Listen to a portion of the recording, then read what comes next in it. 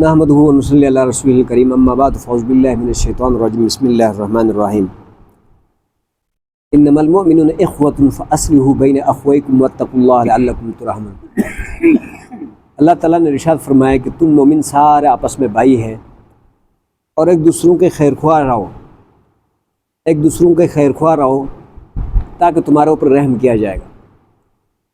ہم مولانا کو پتہ ہے کہ اصول فقہ کے اندر ہم لوگ جو ہے نا اس کا مفہوم مخالف یہ لیتے ہیں، مفہوم مخالف کہ بھائی اگر آپ کسی کا خیر خواہ نہیں ہے تو اس آیت کا مطلب یہ ہے کہ پھر تمہارے اوپر رحم نہیں کیا جائے گا۔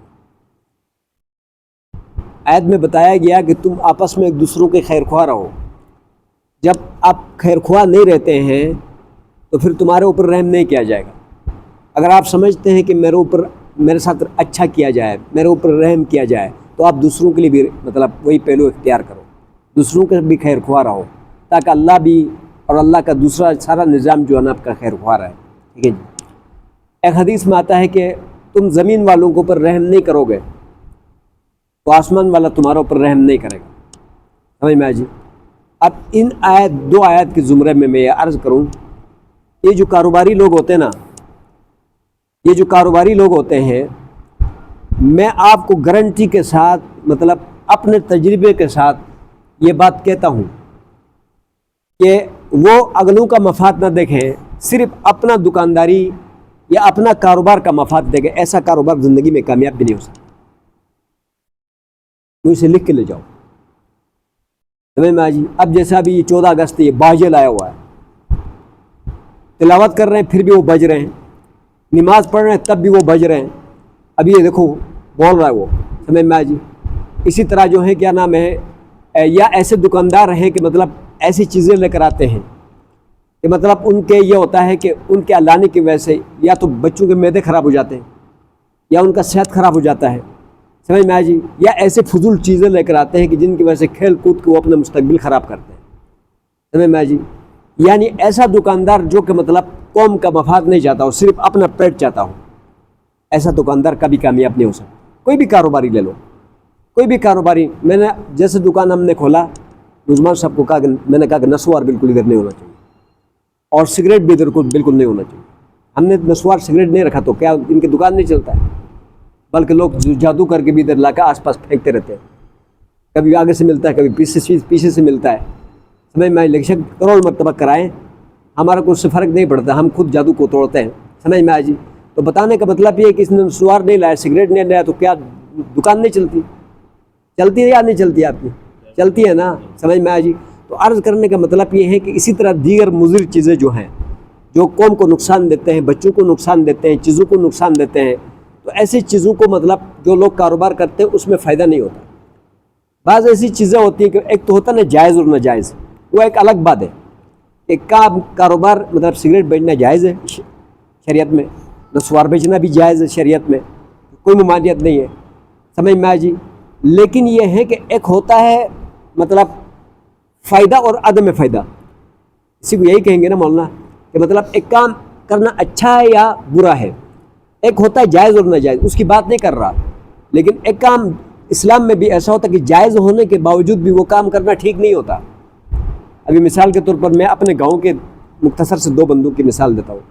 ہمارے گاؤں میں جو سب سے پہلا جانوروں کا ٹھیکیدار تھا، ہمارے گاؤں میں سب سے پہلا جو جانوروں کا ٹھیکیدار تھا، ایسا کرتا تھا، گاؤں کے شروع سے لے کر 1 لاکھ کی آبادی ہے، وہاں سے سرکل شروع ہوتا تھا، گاؤں کے آخر تک ایک تقریباً 100 150 200 300 بکریاں اکٹھا کرتا تھا۔ پھر وہاں لے جا کسائی کے پاس لے جا 2 دن میں ذبح کر کے ان کو دے دیتا تھا۔ سمجھ میں آیا جی۔ اور پھر گائے اکٹھا کرتا تھا، وہ لے جا کے ادھر ذبح کر کے دیتا تھا۔ سمجھ میں آئی۔ تو یہ اب ظاہر بات وہ جانور خریدتا تھا، ان کا مالک بن جاتا تھا، پھر ان کو ذبح کرتا تھا، کسائی کو دیتا تھا۔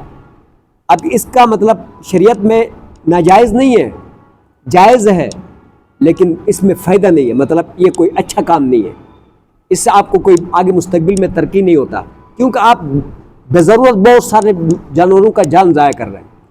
تو آخرکار ہوا کیا، اسی کے بھائی نے رات کو اسی کی بیوی کے لیے اس کو ذبح کیا اور سر لے جا کے اس نے دریا میں پھینکا اور باقی باڈی اٹھا کے کسی صحرا میں پھینک دیا۔ تو تو وہ بھی جانوروں کا گردن الگ کرتا تھا نا ذبح کر کے، تو وہ مالک تھا، خود مالک ہو گئے جانوروں کا ذبح. تو وہی بھائی جو اس کا وارث تھا، مالک تھا، اس نے بالکل اسی طرح چھرے کے ساتھ ذبح کیا اور لے جا کے پھینک دیا. اس کے بعد ہمارے گاؤں میں یہ لکڑیوں کے درخت کاٹنے کا ٹھیکہ کوئی نہیں لیتا تھا. یہ درخت نہیں کاٹتے تھے، ہمارے گاؤں میں کاٹتے نہیں تھے جیسے آپ لوگ یہاں نہیں کاٹتے. میں بعض اوقات سوچتا بھی ہوں کہ یہ کچھ بہت سارے بیکار درخت ہیں، یہ لوگ کاٹ کے مطلب جلائیں پھر تازہ آ جائے، بعض اوقات سوچتا بھی ہوں. لیکن آپ لوگوں میں یہ اچھی بات ہے کہ آپ درخت پہ ہاتھ نہیں لگاتے. لیکن وہ بیچارہ کیا کرتا تھا، اس نے سب سے پہلے یہی کام شروع کیا. ہمارے وہاں خوبانیوں کے باغات، توت کے باغات، ہر قسم کے باغات، آپ کو تو پتہ ہے ہمارے گلگت بلتستان کے مطلب پھلوں کے بارے میں کتنا مشہور ہے. لیکن اس بیچارے نے ایسا کیا، خدا نے اس کے دل میں ڈالا کہ بس یہ لکڑیاں کاٹو، وہ لے جا کے سکردو میں اور گلگت میں لے جا کے بیچ دو. اس نے درختوں کا قتل عام شروع کر دیا. اب غریب لوگ تھے، آپ لوگوں کے پاس کھانے کے لیے نہیں ہو، آپ نے اپنے درخت بیچ دیے. اس نے اپنے درخت بھی اس نے کاٹا، ٹرک بھرا، گلگت لے گیا، سکردو رہ گیا. سمجھ میں جی؟ تو درخت کہاں سے بندہ کاٹتا ہے؟ مون سے کاٹتا ہے نا. تو ایک بندے نے جو ہے نا کیا نام ہے وہ بڑا، جب اس نے گاؤں کے سارے درخت ختم کیا نا، ایک آدمی نے سیدھا اس کے ٹانگوں پہ برشٹ ماری، دونوں ٹانگوں سے معذور ہو گئے. میں نے کہا آپ جا کے درخت کاٹو.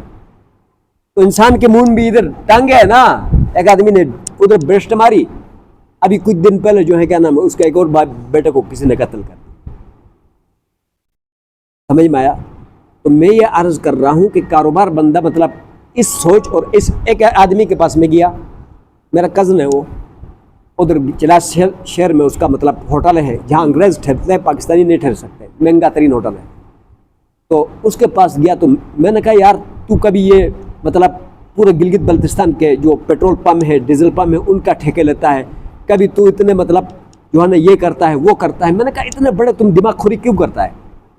مطلب تو کمائی بھی نہ کرے، کچھ بھی نہ کریں، 100 کا بیٹ اٹھ جائے، تمہاری نسل 100 کا اٹھ جائے تو تم نے اتنا پیسہ کمایا ہے.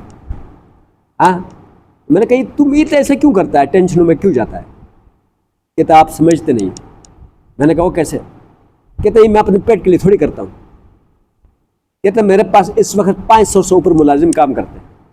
اتنے، کوئی ٹینکروں کے ڈرائیور ہے، کوئی پمپ پر ہے، کوئی ہوٹل پر ہے، کوئی کہاں ہے، 500 سے اوپر ملازم کام کرتے. تو میں ان کے بچوں کے پیٹ کے لیے کاروبار کرتا ہوں. مطلب میں یہ جو کاروبار کرتا ہوں، یہ مطلب یہ جو لوگ میرے ساتھ کام کرتے ہیں، اب میں کاروبار چھوڑ دوں تو یہ ساروں کی نوکریاں، میں اپنے پیٹ کے لیے چھوڑ دوں تو یہ سب کی نوکریاں گئی. تو میں یہ جو کاروبار کرتا ہوں یہ سارے گرانوں کے لیے کرتا ہوں کہ سب کو یہاں سے روزی جاتی ہے. تو میں نے کہا آپ کامیاب بھی اسی وجہ سے. ابھی میں ناران میں آیا تو وہ ایک ہوٹل والے کے پاس گیا تو وہ مجھے نہیں جانتا تھا کہ میں اس کا کزن ہوں. مجھے کہتا ہے وہ فلاں آدمی کے 25 ہوٹل ہے یہاں پر. ہاں، تو کہتا ہے کہ آپ کہ چلاس والا ہے ادھر جاؤ تو آپ کو سستا کیمرہ ملے گا. سمجھ میں آیا جی؟ تو میرا بتانے کا مطلب یہ ہے کہ آپ حضرات جو ہے نا، میں تو کوئی بھی کام کریں، کاروبار کریں، صرف دکان کی بات نہیں کر رہا، کوئی بھی کاروبار، اس میں یہ سوچے کہ مطلب میرے کو فائدے کے ساتھ مطلب اگلے کو بھی فائدہ ہو. سمجھ میں آیا جی؟ تب آپ کاروبار میں جا کے کیا ہو جائیں گے؟ کامیاب ہو جائیں گے. اس لیے کہ آپ دوسروں کے خیر خواہ بنے تو اللہ تعالیٰ آپ کے خیر خواہ بن جاتا ہے. اللہ پاک عمل کرنے کی توفیق عطا فرمائے. اللہم انت السلام و منک السلام.